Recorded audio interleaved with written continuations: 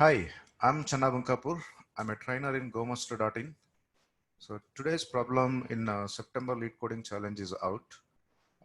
So I'm going to solve that using two different methods. Otherwise, this is a simple problem. I'm going to show how to solve it and then also maybe discuss how efficient they are, right? The time complexity and all.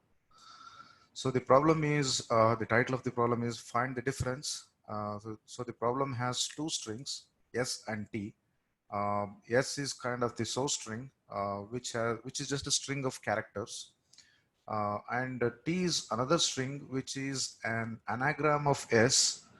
But along with that being an anagram, it has one extra character.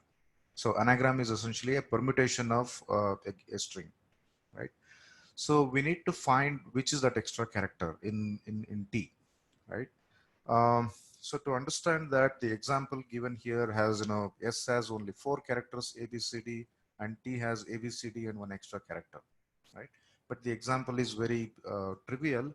I'm going to take an example which probably explains a little better. So the source string S probably has something like this, say A, B, C, or maybe A, B, D, C, B, D. So here, some of the characters appear more than once, say B and D appear twice here. And string T is going to have all of these character with with those frequencies, but along with that there is one extra character. That could be a new character, or that could be maybe one of the characters, like say B in this case. So if B appears thrice, that is the extra character. So I'm going to have another string here. So B appears thrice, so I'm going to just write here, here, and here. I'm just shuffling them in some random order.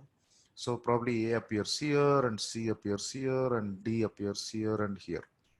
All right. So this is what T is, right? So the answer is obviously B, because B appears thrice, and that is the one extra character. Now there is one simple technique to find whether two strings are anagrams to each other or not. The way to do it is, a simple method is just sort both of them in whatever the natural order we have. And if they are anagrams, they're going to be identical, right? Otherwise they are not anagrams, right? So let's see whether that method is going to help us here, because the problem is little different from there. It has one extra character in T. So the if I sort S, it's going to look like this. So B appears twice, so it is A, B, B, C, D, D. And similarly, if I sort T, it's going to have A, B, B, but B appears thrice. So we have one more B here, and then C, D, D, right? So if you see there, A, B, B appears in both of them. There is a one-to-one mapping there, and there is one extra B, but otherwise then C, D, D also there is a mapping here. So A, B, B, the characters before that extra character, there is a matching at the same index, but after that there is one phase shift, right? So the character in S, so S of I is going to be same as S of I plus one in, sorry, T of I plus one, from that point onwards. So we need to figure out that point at which we have that extra character, and T of that I is going to be the character we are looking for, right? So let's see whether this works. I think the logic is pretty simple. I'm going to go to coding quickly, right? So here, I'm using C++, so let me quickly use sorting method here. Sort S dot begin, comma, sort S dot end, right? So similarly, I'm going to sort T also. So T dot begin and T dot end, right? So we have sorted. Now we are going to just go through each of the characters or each of the indices from say 0 to size of S, right? So let me go through that. So I'm going to just use some index here I. While I is lesser than S of size, I'm going to keep doing it. What I do is, if there is a mismatch, if S of I is not equal to say T of I, I'm going to break, right? Break out of the loop. Otherwise, I'll keep incrementing this one and continue the loop. So the loop could end in two different ways. One is because of that break, and another one because of the while condition fails. If it comes out of that break, then T of I is the answer. But what if it comes out of this one? If I becomes S dot size, In that case, we are at the end here, and none of the characters mismatched. That means the one we are looking for is actually at the end of T. Maybe another simple example could clarify that. Suppose if S has say BAC something like this, and T has maybe A D CB something like this. If I sort BAC, it's going to be ABC. If I sort DB, so this one is going to be ABCD, and D is that extra character. If you look at here, ABC matches. So in our case, it's going to come out of the while loop where I is equal to S dot size. And even in that case, TFI is the answer. So in either case, I'm just going to return TFI, right? So this should work. Let me quickly run and see whether it works before actually submitting it. Yeah. So for the simple test case, it worked nicely, but let me test for the test cases I have. So let me test for that simple case, which is more like a border case for me. BAC ADCB. The answer should be D. Right, let's see whether it is D. Yeah, it works. I'll check for one more example which has some multiplicities, some repetitions, and even the answer is part of the repetition. So what do I have here? B D B D B A C. Okay, the answer has to be B. Yeah, it works. So let me just submit, and hopefully there are no issues. Right? Yeah, it accepted. So if you see here, let's see the performance of this. It's not really fast. It is at 7 percentile, so it's not really the fastest. Memory-wise, it is good because I'm not using any extra memory, right? Maybe sorting might use inside there, but I don't really know that part. So yeah, time-wise, it may not be really the fastest. Let's see what is the time complexity of this. Suppose S has n characters in that, then T is going to have n plus 1 characters. So n is the only parameter we have. So in that case, the sorting of these, the first one is going to take big of n log n, and second one also takes big of n log n. So overall, both of these put together is just big of n log n. And this while loop just runs for big of n time. So the overall time complexity is dominated by the sorting method, which is big of n log n. So big of n log n looks pretty good to me, but it's not really the fastest looks like.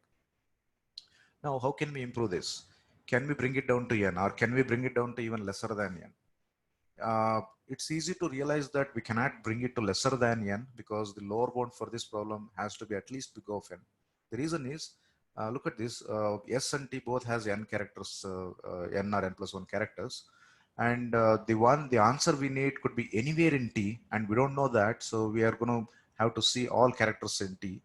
That's why at least we're going to need big of n time, right? I'm not saying there has to be an algorithm with big of n time. The lower bound I'm talking about is just a lower bound, not necessarily a tight lower bound, right?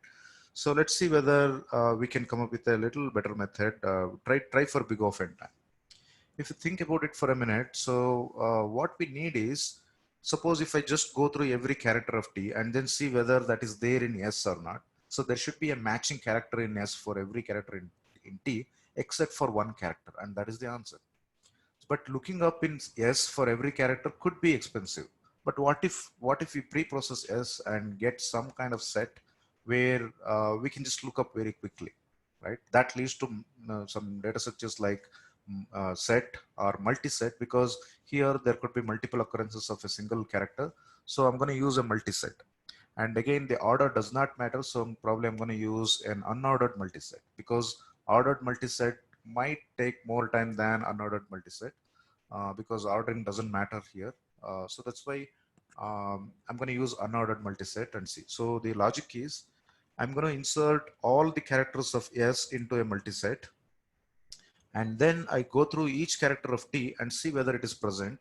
If it is present, I'm going to remove that one occurrence. If it is not present, then that is the answer, right? So that's exactly what I'm going to do here. So let me try that method. So, all right, let me just, restart with this.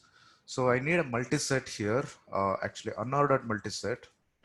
Unordered multiset I'm going to use. So it's an unordered multiset of characters. So I'm going to just rename it as set1.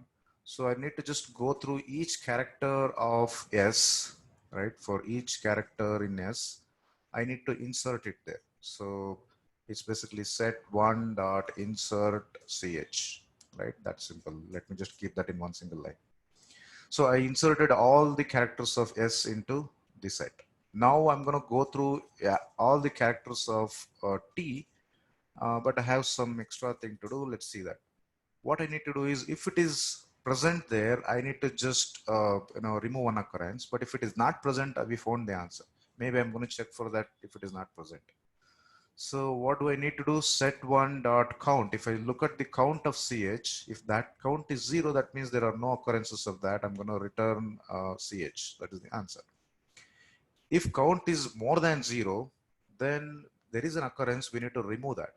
It's already more than 0. So probably I'm going to erase that one. But erasing might just erase all the occurrences of that. But I want to erase only one of the occurrences. So I'm going to use find so that it finds one occurrence, kind of in a reference or an iterator to that. And erase is going to just erase one occurrence. So this is how I'm going to have it. So it's going to erase it. So look at this. This is a safe operation because count is at least 1. So find is going to find a valid character. It's not going to be like an end of the string. And erase is going to erase only that occurrence. So we are safe here. So if the input is valid, at some point we are going to hit this line number 9, and then we'll terminate. But the thing is, yeah, so maybe C++ doesn't really understand that idea. So I'm gonna just have something here, maybe a space or maybe just a whatever it is. Anyway, line 13 is unreachable for us, at least for the test cases, valid test cases. So I'm just gonna have something here which is not really useful to me. Let's see whether it runs. Anyway, I have a nice example here. So yeah, so let's see whether it works. Right, it worked nicely. So we have B as an answer. So probably it's going to work. So I'm going to submit it. Right, yeah, it worked. So I got, yeah, it's accepted, and let's see how much time it took. So the time, it says 44 milliseconds, and I think that is not again faster. Even though I used a different method, it might not be faster, right? How fast exactly is it? Let's see. I have multiple submissions since the beginning today. So these are the last two submissions are of whatever we just discussed. So the time 20 millisecond, 40 millisecond, actually these are not something you can count so easily, because there is already some overhead with all of these submissions. So these are much smaller numbers. So I don't think we should be able to measure which is better. Probably we don't have an exhaustive set of test cases to measure the time properly for this problem at the moment, right? But let's see what is the time complexity asymptotically, right? Using big O notations and all. So in this case, how much time does it take? If you see here, this for loop runs for exactly n times. In this case, this insert operation is executed n number of times. Similarly, this count operation is executed a number of times, and this erase also is done a number of times, and find also a number of times. Probably count might be n plus 1, but it doesn't matter so much, right? So let's say all of them are n, and if all these operations on set are if they work in big O of one time, that leads to big O of n algorithm. So it looks like it works in linear time, right? But this big O of one, unlike other method where we were talking about the worst case, this big O of n is not really the worst case of these operations. This is what is called the amortized cost of each of these operations. So that's why big O of n is more like an amortized cost, not really the worst case cost. But yeah, normally it should give better than what we have in that worst case scenario, because amortized is kind of average case, so it should work faster on a typical input, right? But yeah, the times we saw was not really representative of that. So maybe if you run with much larger test cases, you should be able to figure out whether this is faster than the other. Generally, this is faster, right? Okay, so that's all the methods I had. Probably there are faster methods than this, but these are the two methods I quickly got out of it, right? Okay, if there are any questions or any suggestions, any comments, please let me know. They are most welcome. Thank you for watching.